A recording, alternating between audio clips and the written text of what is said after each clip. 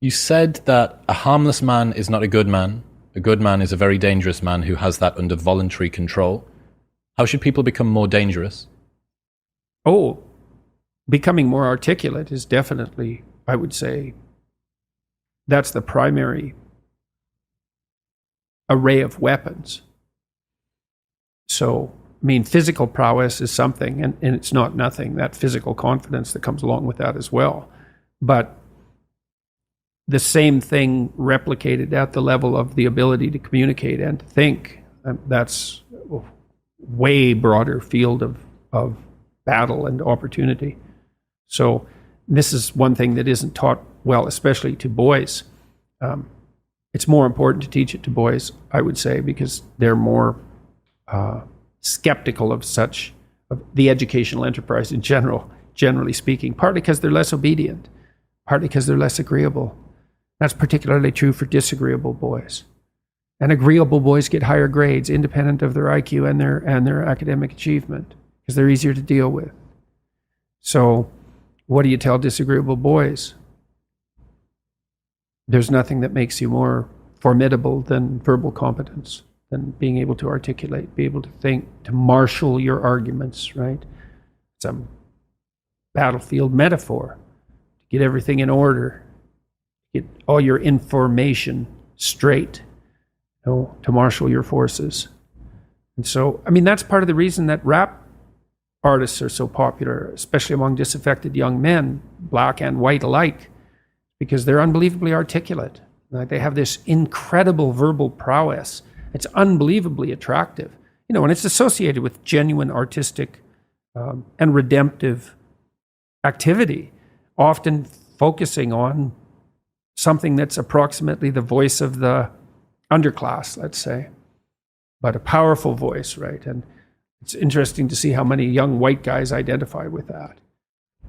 Was it Aldous Huxley that wrote Doors of Perception? Yeah. Yeah, so this is kind of an equivalent of that, right? That you have a experience which many people struggle to articulate. You take the best of us, the one that has the most precise, most articulate, erudite language.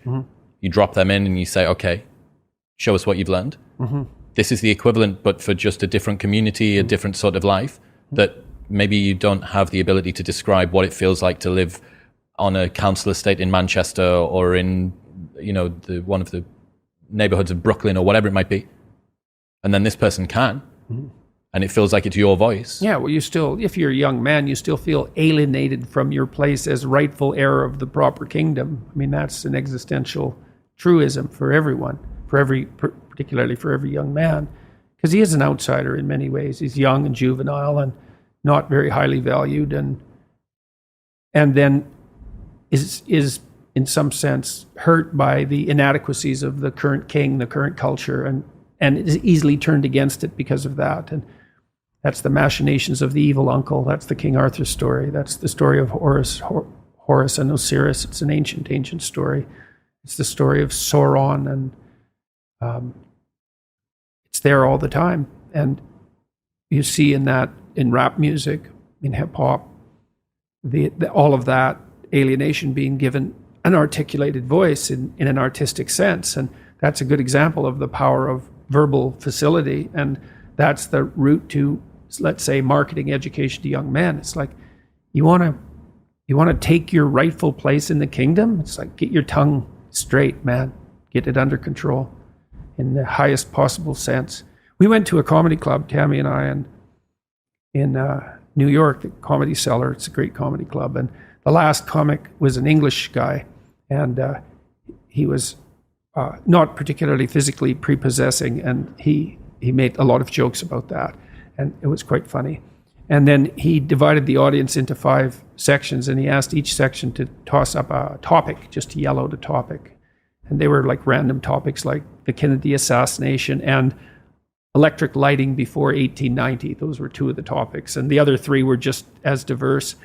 And then he put on some beats, and he did about an 8-minute rap.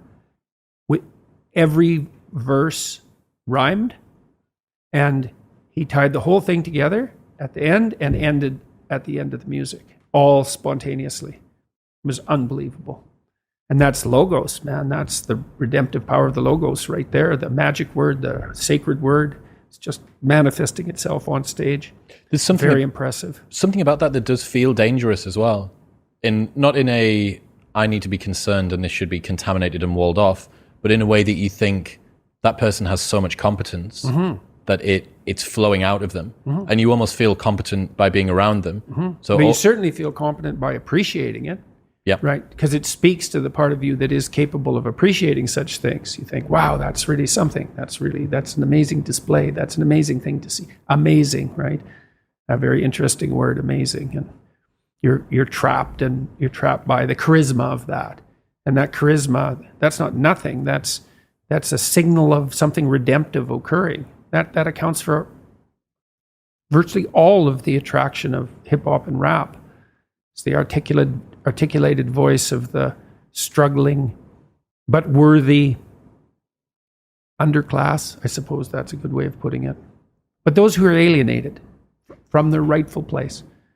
And so that verbal prowess is one of the ways they struggle up towards the light. And that's a good example of that, of having that danger under control, because it's a dark genre in many ways, right?